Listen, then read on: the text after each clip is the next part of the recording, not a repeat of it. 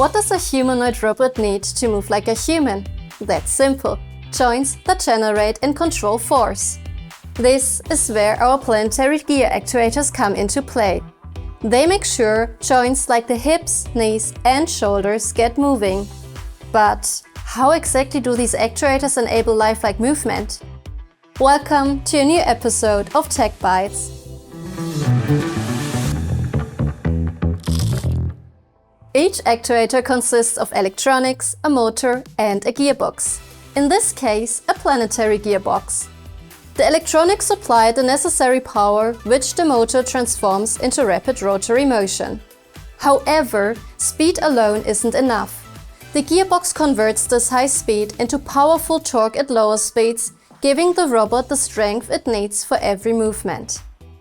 Let's take a closer look at a planetary gear actuator. In this design, small gears, called planets, orbit around a larger central gear, the Sun. This setup is extremely efficient, ensuring that most of the input energy is converted directly into movement. Minimal friction and the so-called backdrive ability make this possible. Thanks to the backdrive ability, the gearbox can be operated not only from the input side, but also from the output side. But why does backdrive ability matter? It's crucial for safety.